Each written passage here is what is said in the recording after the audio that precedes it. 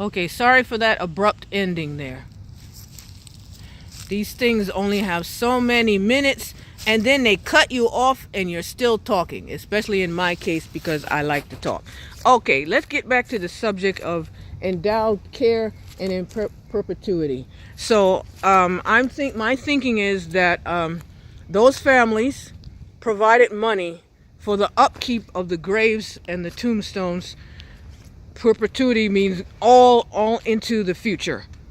So, as long as that money, I don't know how much money they put into it or whatever, or they made some kind of arrangement that if family members moved away, moved to another state, another country, or whatever, that their gravesite would always be cared for, which is a good thing. Because you see, those who perhaps didn't have the funds, their stones are flipped over and laying to the side. Okay, let's get a good look here. Now, being that some of these things have been around since the 19th century, you see some of the inscriptions have worn off. And that's probably another reason that if your family has the money, that would be taken care of. The gravestone would be properly taken care of, and maybe the inscription would be maybe cleaned or redone so that your name or your family member's name would not fade off into the distance. But obviously not everybody has money, and eventually lines of families, they die out, then there is nobody else who is around or available to care for you or care for your gravesite or your loved one's gravesite. All right, now I'm going to try to do this without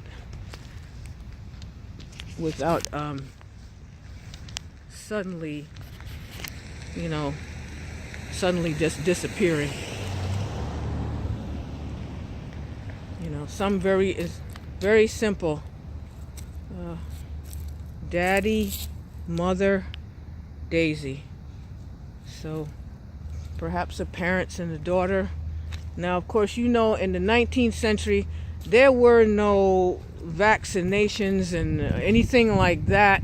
If you got certain kind of diseases like consumption, which in these modern times is called tuberculosis, that was it for you. There was really nothing that could be done to help you. There was no smallpox.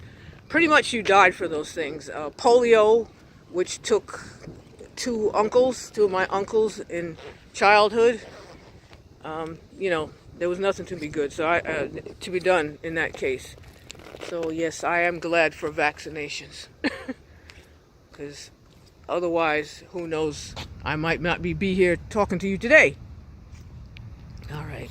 So at the same time as I'm filming, I need to pay attention to, the time snaps on these videos. Try not to be too abrupt here. I'm going to try to end all of them, in hopefully 5 minutes. Now you can see this person, they died in 1918. There was an influenza epidemic then, so who knows, possibly that person died of influenza. So it just makes you think about how people lived then and everything they had to go through. It was not an easy life.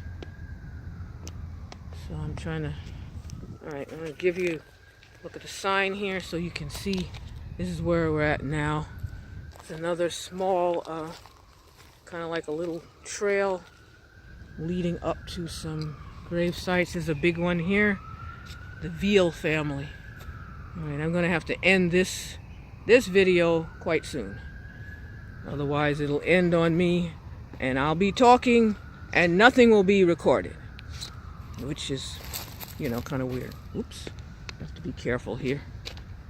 A lot of these little burrs and briars on the ground. All right. So let us end this part of the tour on this beautiful pink monument. It's very nice, and oh, it's very gorgeous. I like this. The Tamkes. All right, and here we go.